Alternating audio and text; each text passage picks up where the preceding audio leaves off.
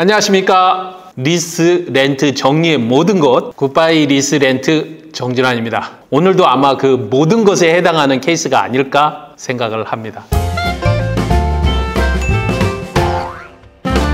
오늘의 이야기는 리스 60개월이 됐어요.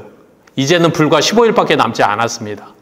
이분이 하실 수 있는 것은 반납을 하거나 아니면 잔가만큼 돈을 내고 인수를 해서 15일 안에 취등록을 하는 것, 이 두 가지밖에는 없습니다.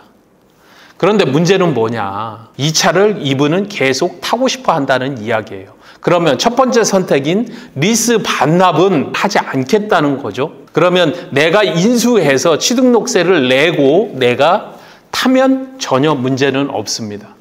BMW X4의 20D M 스포츠 플러스 차량입니다. X4나 X6는 쿠페형 SUV인 거, 리스 차인데 반납은 할 수 없고 차는 계속해서 내가 타야 되겠고, 그런데 문제가 생겼죠?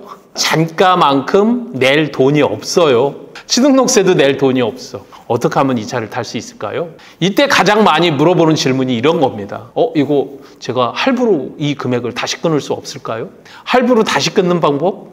네, 불가능하다고 봐야 됩니다. 리스사에서는 15일밖에 남지 않은 차량에 현금이 잔가로 들어오지 않으면 명의를 절대로 내주지 않습니다. 이 멋진 X4 만기에 일시불로 돈을 내지 않고 할부로 돌려서 이 차를 탈 수 있을까? 여러분들도 그런 고민을 해보셨죠? 제가 이런 전화를 대단히 많이 받았습니다. 그때마다 드리는 이야기는 만기가 남아 있었다면 완납승계로 저희 쪽으로 돌려서 승계 수수료를 내고 그러면 이전을 하고 다시 이걸 여러분들께 이전을 시키면서 할부를 하라고 이야기를 드렸을 거예요.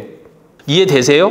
완납승계를 하게 되면 고객께서는 취등록세를 안 내도 되니까 승계 수수료 남아있는 미에서 원금의 1에서 1.5%만 내면 되는 거니까 취등록세 8% 내는 것보다는 이득이잖아요. 완납승계하면 중고차 명의로 돌아오죠. 그러면 그거를 그대로 고객께서 취등록세까지 모두 합쳐서 할부 하시면 됩니다. 물론 여기에 이제 저희의 대행 수수료가 들어가게 되겠지만 그렇다 하더라도 취등록세를 내는 금액보다 훨씬 더 적게 되죠. 만약에 내가 인수했다가 다시 중고차 업체로 넣었다가 다시 본인이 가져가게 되면 이전비만 2번 내야 되고 중고차 업체로 넘어가는 이전비 2% 정도까지 감당을 해야 돼서 토탈 18% 정도의 금액을 내야 된다는 이야기입니다. 거기에다가 사업자라면 매입계산서 그리고 매출계산서 다시 또 매입계산서 같은 차를 가지고 이렇게 해야 된다는 거죠. 나중에 언젠가는 판매를 할 때 중고차로 매출계산서까지 2번씩 내야 되는 거예요.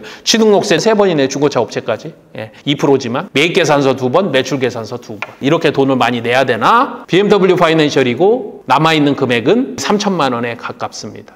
그러면 이런 차량 같은 경우에는 완납승계가 되지 않는 기간입니다. 보통 현대캐피탈 3개월, 벤츠파이낸셜, 일반적인 캐피탈들 2달, 일부 업체들만 15일에서 한 달 정도, BMW 파이낸셜도 보통 15일에서 한 달이면 완납승계를 할 수 있어요. 근데 그도 안 되는 시간이 됐어요.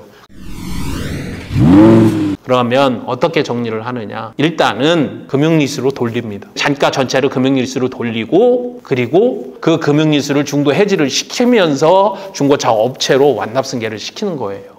바로 중도 해지를 하게 되면 한 3천만 원 정도 되니까 그러면 취등록세 240만 원보다 한 180만 원 정도는 아낄 수 있다는 거죠.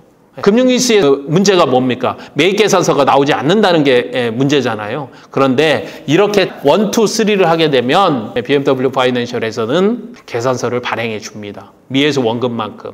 이 차 같은 경우는 2,800 몇십만 원의 계산서가 발행이 돼요.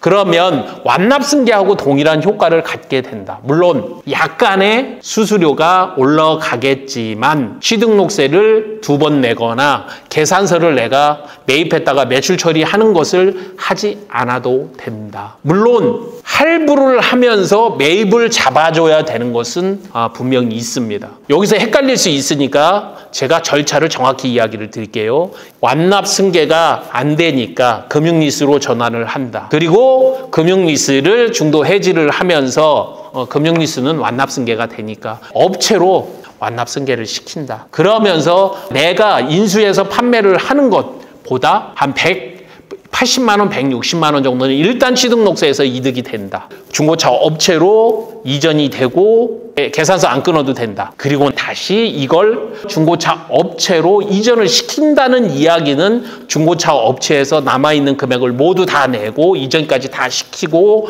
중고차 업체로 현금화를 시켰다는 이야기입니다. 그러면 할부를 할 수 있는 상태가 된다는 겁니다. 그러면 본인의 신용에 의해서 이 차를 그냥 할부하시면 돼요. 결과론적으로 넣고 봤었을 때 금융리스로 전환을 하는 금액 한 60만 원 정도와 업체로 줘야 되는 승계 대행 수수료 이런 정도만 여러분들께서 감당을 해주시면 된다.